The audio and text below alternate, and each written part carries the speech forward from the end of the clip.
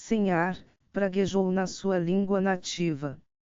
O abade, que não estivera presente às experiências nem acreditara nas notícias que lhe tinham chegado, empalideceu e calou-se no meio de uma frase.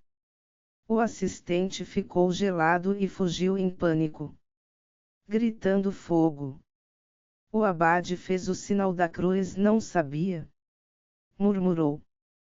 O escolástico, passado o primeiro choque, examinou o porão com os olhos, notando a máquina e os monjas que a faziam rodar.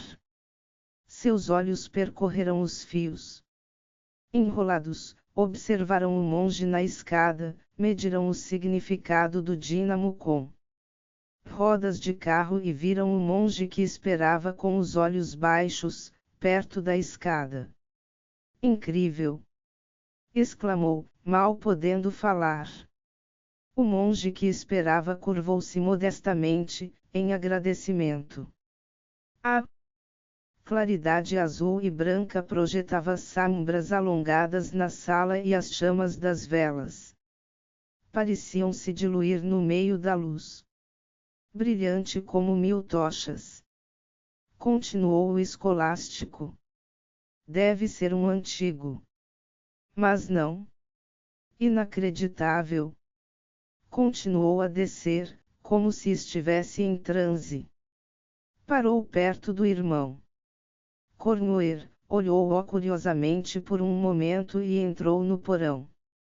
Sem tocar em nada, sem nada perguntar, mas olhando tudo, foi até junto da armação e inspecionou o dínamo, os fios e a própria lâmpada. Parece impossível, mas... O abade recobrou a fala e desceu a escada. Você está dispensado do silêncio, murmurou para o irmão Cornuer. Fale com ele. Eu estou, um pouco atordoado. O monge animou-se. O senhor gostou, padre abade? Pavoroso, disse Dom Paulo com a voz entrecortada. É chocante tratar assim um hóspede. O assistente do mestre ficou louco de medo. Estou desolado. Bem, a luz é bastante forte. É infernal. Fale com ele enquanto penso num jeito de me desculpar. Mas o escolástico, aparentemente, já chegará a alguma conclusão, pois vinha andando rapidamente na direção deles, com a fisionomia retesada e modos agressivos. Uma lâmpada elétrica, disse. Como foi que vocês puderam mantê-la escondida por tantos séculos? Depois de tentar, por anos, chegar a uma teoria de... Engasgou-se um pouco e pareceu lutar para dominar-se, como se tivesse sido vítima de uma monstruosa brincadeira de mau gosto. Por que foi que a esconderão? Haverá algum sentido religioso? E que, interrompeu-se, completamente confuso. Abanou a cabeça e olhou em volta, como se procurasse por onde escapar. Você não está entendendo, disse o abade com voz fraca, agarrando o irmão Cornuer pelo braço. Por amor de Deus, irmão, explique. Mas não havia bálsamo que acalmasse a afronta feita ao orgulho profissional. Naquele tempo, como em qualquer outro. Depois do lamentável episódio no porão, o abade procurou por todos os meios apresentar desculpas por aquele triste momento. Mestre Tadeu não deu mostras de rancor e até desculpou-se pelo julgamento que fizera, depois de ouvir o inventor da máquina uma descrição detalhada do seu recente projeto e manufatura. Mas essa sua atitude só serviu para convencer ainda mais o abade de que o erro fora sério. O mestre ficara na posição de um alpinista que, depois de escalar um pico ainda não conquistado, encontrara as iniciais de um rival gravadas na pedra mais alta e o rival nada dissera a ninguém. Deve ter sido duro para ele, pensou Dom Paulo, por causa da maneira como foi feito. Se o mestre não tivesse insistido, com uma firmeza decorrente da encabulação, que a luz era de qualidade superior e suficiente até para o exame de documentos deteriorados pelo tempo e indecifráveis à luz das velas, teria ordenado que a lâmpada fosse imediatamente retirada do porão. Mas o mestre Tadeu insistira em dizer que gostava dela. Quando, porém, descobriu que era necessário manter ao menos 4 noviços para acionar o dínamo e mais um para ajustar o espaço do arco, pediu que se removesse a lâmpada, mas então foi a vez de Dom Paulo insistir para que ela permanecesse no lugar.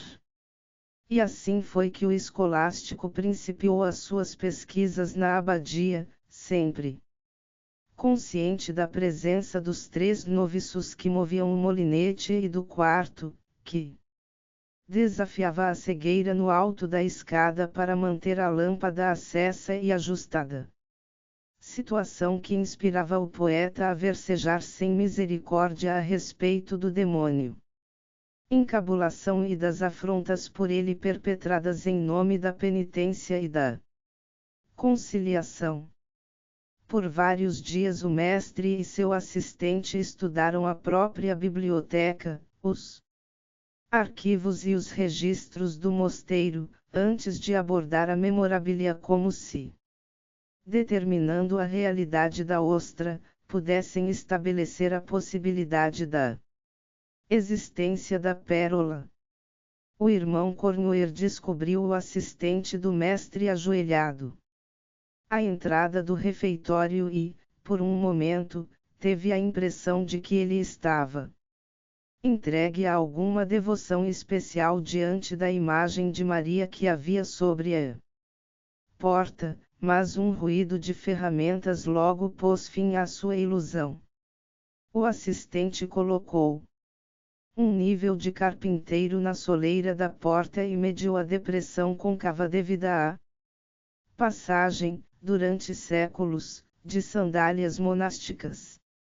Estamos procurando meios de determinar datas, disse a Cornuer em resposta à sua indagação.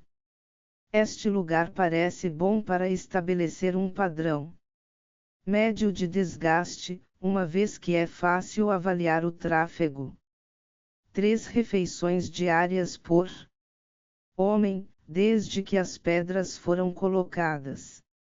Cornuer não pôde deixar de ficar impressionado com a eficiência dos hóspedes, a atitude deles intrigava. Os registros arquitetônicos da abadia são completos, disse ele.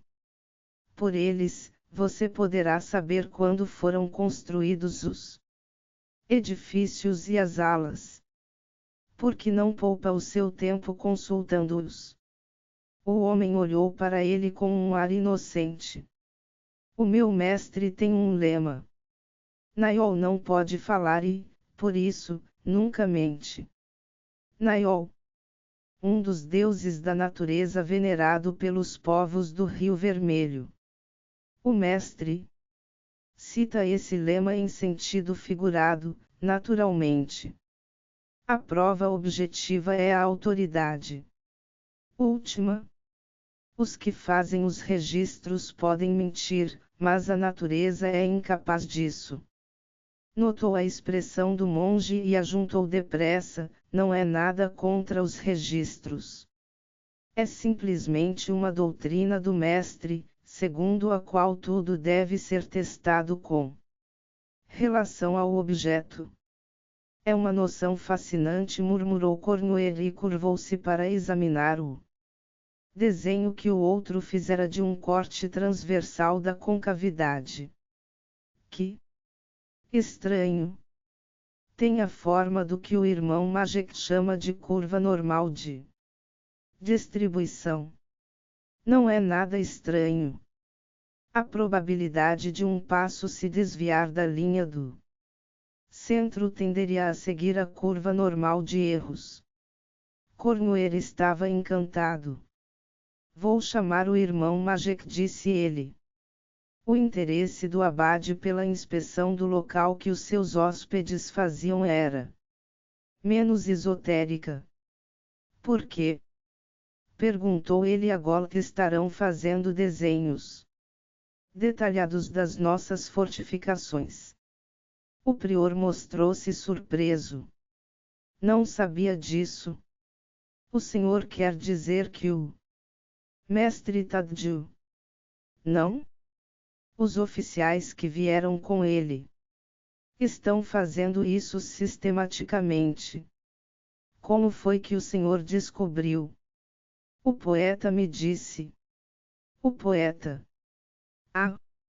Infelizmente, desta vez ele estava falando a verdade e até surrupiou um dos desenhos. O senhor está com esse desenho? Não, obriguei-o a devolvê-lo. Mas não gosto disso. É de mau agouro. Não, por estranho que pareça. Tomou-se de antipatia pelo mestre. Tem andado resmungando pelos cantos, desde que ele chegou. O poeta sempre resmungou. Mas não tanto assim. Por que estarão eles fazendo esses desenhos? Paulo fez uma carranca. Até descobrirmos o contrário, consideremos que o interesse deles é oculto e profissional. Como cidadela fortificada, a abadia tem sido um sucesso. Nunca foi tomada depois de um cerco ou de um assalto, talvez isso haja despertado neles alguma admiração profissional. O padre Golt olhou especulativamente através do deserto, na direção do leste. Pensando bem, se um exército qualquer pretender atacar a oeste das planícies, terá de deixar uma guarnição por estes lugares antes de marchar para Denver. Pensou por alguns momentos e começou a ficar alarmado. E aqui teriam uma fortaleza já pronta. Tenho a impressão de que isso já lhes ocorreu. O senhor pensa que foram mandados como espiões? Não, não? Talvez a nega nem tenha jamais ouvido falar em nós. Mas eles estão aqui, são oficiais e não podem deixar de olhar em volta e ter ideias. E agora é bem provável que a nega ouça falar em nós. Que é que o senhor pretende fazer? Ainda não sei. Por que não falar ao mestre sobre isso? Os oficiais não lhe são subordinados. Vieram apenas para protegê-lo. Que poderá ele fazer? É parente de Anegan e tem influência. Vou pensar num modo de abordar o assunto com ele. Mas primeiro vamos observar um pouco mais o que está acontecendo. Nos dias que se seguiram, mestre Tadju completou o seu estudo da ostra e, aparentemente convencido de que era uma concha verdadeira, focalizou a sua atenção na pérola. A tarefa não era simples. Grandes quantidades de facsímiles foram pesquisados. No meio do ruído das correntes, os volumes mais preciosos foram descidos das prateleiras. Quando se tratava de originais parcialmente danificados ou deteriorados, não era prudente confiar na interpretação e na vista dos autores dos facsímiles. Os manuscritos originais de antes da época leibovitziana foram retirados dos barris em que tinham sido hermeticamente fechados e se encontravam armazenados em compartimentos